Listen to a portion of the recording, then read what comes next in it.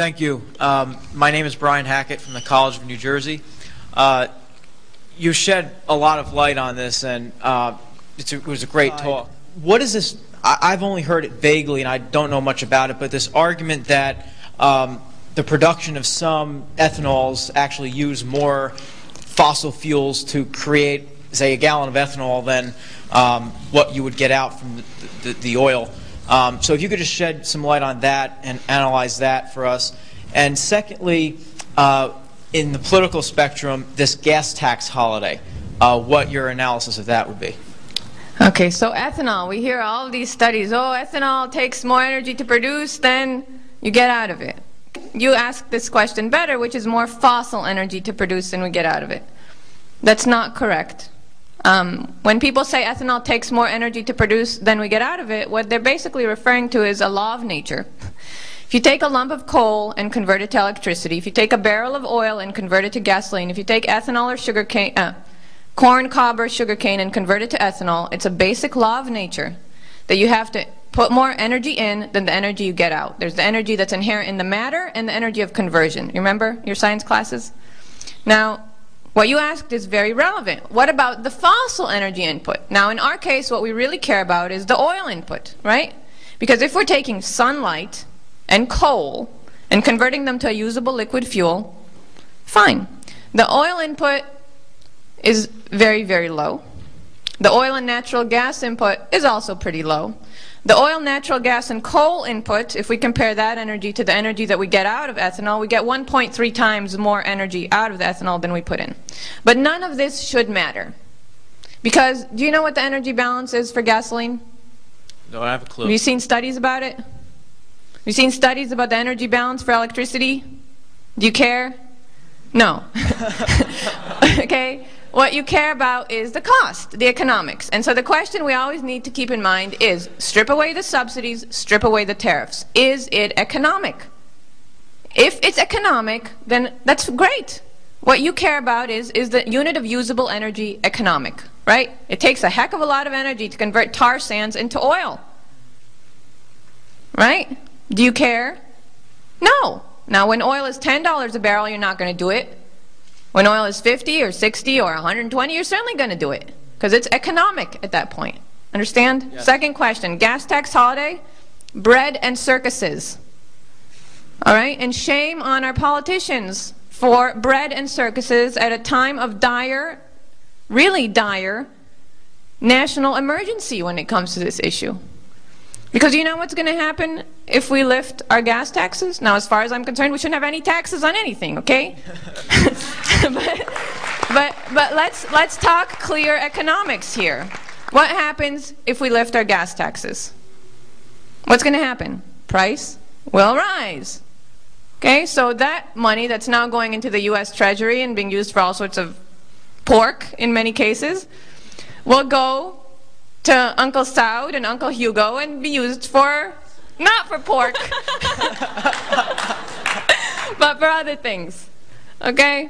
So it's a totally useless policy proposal. Thank you very much. Hi, my name is Gabby Schuster, and I'm from the University of Wisconsin-Milwaukee. My question for you is, do you see any perhaps unforeseen economic implications of shifting a major part of the world's various crops to a kind of flex fuel car that would run on 80% alcohol and 20% gasoline, perhaps creating economic problems on a poverty scale for the world that could create a lot of problems for all of us? Right, so the question is, well, if we start using agricultural crops to feed our cars, are we actually causing more poverty or development issues worldwide? And the answer is no, actually the opposite. Let's start, we talked about some 100 countries around the world that have a suitable climate for growing sugarcane. Many of them are poor countries on the receiving end of development aid. If you're a subsistence farmer, are you going to go work at Intel? No. Are you going to go, I don't know what, produce some, work in a manufacturing industry where there's none and no really good roads in your area? No. But if you want to lift yourself out of poverty, the one tool that you really have is industrial agriculture, or more selling agriculture where you can sell into the global market. Now that certainly entails lifting tariffs and trade barriers that we have not just in the US but all around the world on agriculture. But given that, you have an enormous potential here.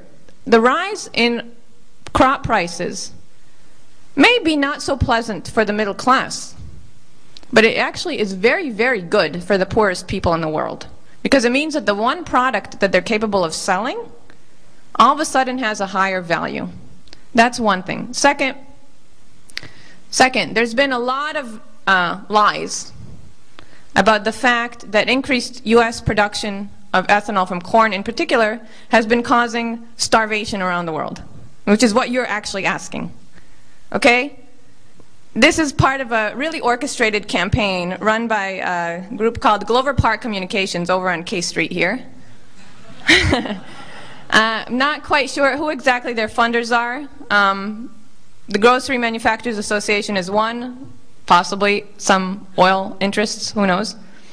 And a campaign that's orchestrated by OPEC, and we're going to talk about the substantial details here. I just want to give you some background. And to give you a flavor of the type of campaign we've seen against ethanol, when oil prices are really at record highs, the president of OPEC a few weeks ago made a very interesting statement. You may have heard it. He said, 40% of the increase in world oil prices is due to, and I quote, is due to the intrusion of ethanol into the global market. Okay? So this is the type of campaign that we're seeing now, a lot of nonsense. Now, specifically, is corn ethanol driving up world food prices? There are a couple factors to answer this question. First of all, let's look at the actual numbers. Net U.S. corn food and feed product has increased 23% on the year. That's after you remove the corn used for ethanol, because after you process corn for ethanol, you have a product called distiller's grain. That's concentrated protein, concentrated animal feed, and keep in mind, most of our corn is actually used to feed animals, not to feed humans. And believe me, the stuff that's used to feed humans is not all that good for you. This is a side note, but you know, we have an enormous amount of pork going to our agricultural sector, right? Now, for years, we have artificially kept the price of corn low, right? With agricultural subsidies. Now, what was the result of that? We've also done other things like artificially keep the price of sugar high, right? Our U.S. sugar price, you may be aware, is twice the world sugar price because we have a quota and tariff system. So we kept U.S. sugar price twice the world market price. We kept corn price artificially low. So now buy processed food, flip it over, look at the ingredients, and what do you see? Corn syrup. Why? In other countries, when you sweeten food, you use sugar. In the U.S., when you sweeten food, you use corn syrup. That wouldn't happen in a free market. It happened because we kept the price of corn very low and the price of sugar very, very high. So the other stuff that you see in processed food, dextrose, and a whole bunch of other things that you can't pronounce, all made from corn. Corn or soybean, two highly subsidized crops. Now what happened? Oil prices went up. Ethanol became the most economic use for corn. All of these candy makers, these Nestle's, all of a sudden writing op-eds for the Wall Street Journal are in a tizzy because all of these food products that they were producing and their profits actually being subsidized by all of us here, by taxpayers, all of these food products, the inputs to them all of a sudden became more expensive, the corn inputs. Too bad for you. You know, this is the market. We shouldn't have had these subsidies in the first place. You should have had to pay a real market price for corn. But the more real question, does this affect global hunger in some way? It's not just that U.S. corn food and feed product has actually increased because the price of corn is higher, so farmers work harder, they produce more. But net U.S. food exports have increased, not just over the last year, but over the past 5 years. Keep in mind, we used to have a lot of land that farmers were paid not to farm. As crop prices grow up, you farm more, you produce more. So U.S. food exports have actually increased. So you're not seeing any reduction in global amounts of food because of U.S. corn ethanol production. You believe in the free market? Let the market work. Ethanol is the most economic use for corn. The food products, the fake food products, are not. Next question.